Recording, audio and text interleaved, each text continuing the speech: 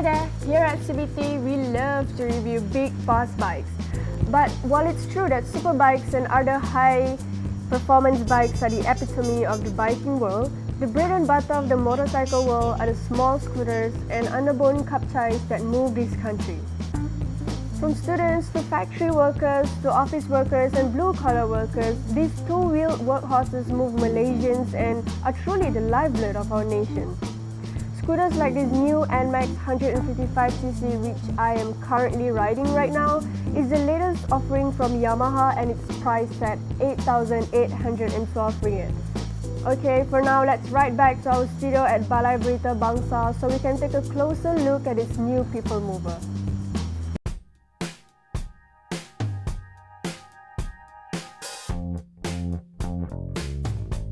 Hi, I'm Ahirin and I do motorcycle reviews for cars, bikes and trucks.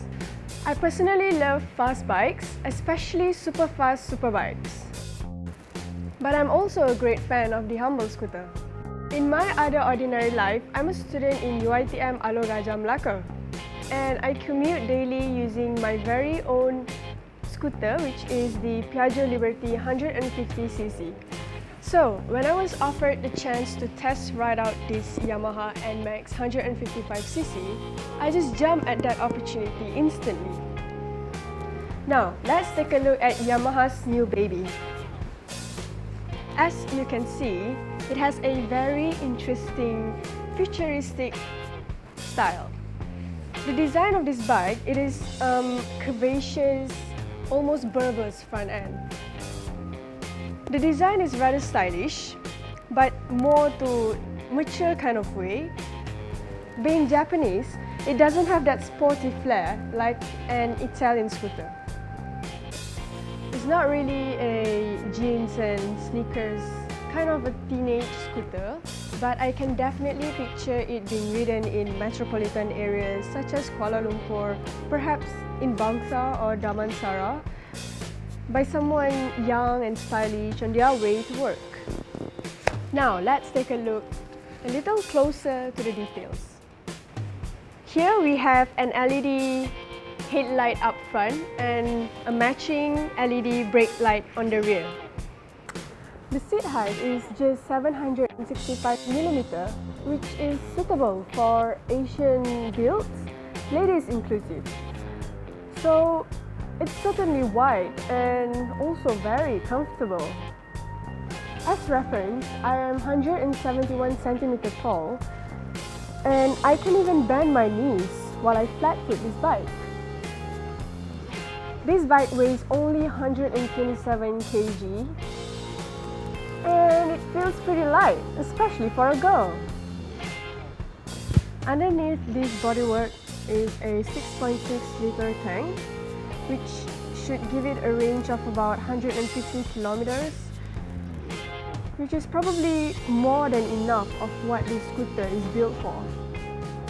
Enough for you to zip around town, not built for speed. Up front, we have 110/70 13-inch rims, while on the rear, we have 130/70 13 inches as well. I must say that with small rims like this, you will be jumping over potholes. Why? Because these rims are still relatively small for pothole Kuala Lumpur roads. Now, for the rubber, it's IRC type, which is a pretty standard fare. The wheelbase is 1350mm, which is quite short, so it should give a pretty sharp handling. The turning circle is 2 meters, which is perfect for making U-turns in those tight motorcycle parking lots in KL or PJ malls. Now let's talk about the engine.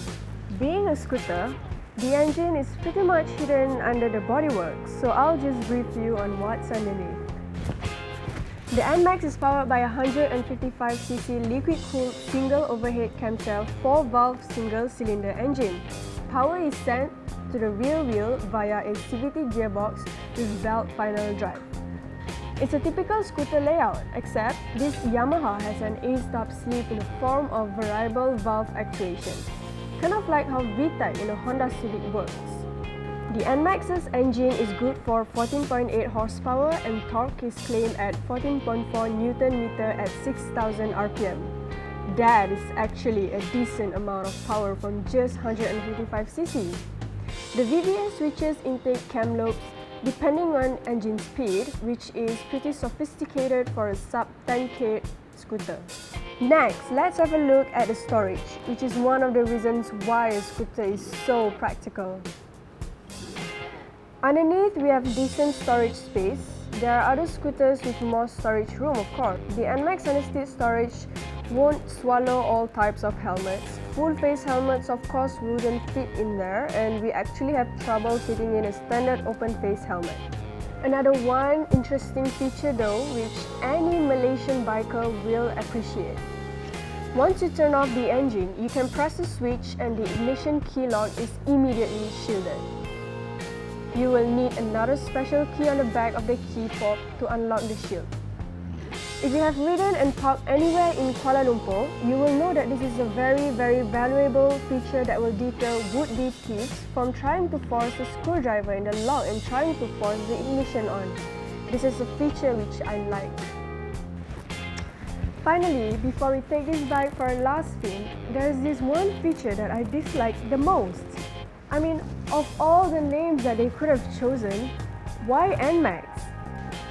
After a few days of riding this bike, when my friend asked me what bike I was riding, I still don't remember the name. I mean, Nmax, it sounds almost like the name of an alkaline battery. Call me Yamaha, I'll give you some great suggestions. See ya! Riding the Nmax is astonishing. It doesn't feel like a 155cc scooter. I mean, look at it go! But what's good is that the brakes, which are disc up front and on the rear, are also pretty good. The steering is pretty light and fast. This scooter is pretty agile, but the suspension can be rather harsh. I don't know if it's the small rims or the suspension, but this scooter will definitely jump over bumps. But as I said, the acceleration really is quite marvelous. The scooter does feel a bit skittish at high speed, but the engine is really quite a willing little jab. I think if I really gun it, I would probably get something like 135 km per hour at top speed, but of course, we have traffic rules to obey.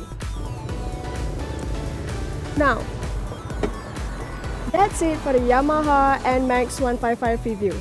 As you've seen, it's quite a good deal for the 8,000 ringgit or so for its asking price, and I think it's going to give its competitors a challenging time.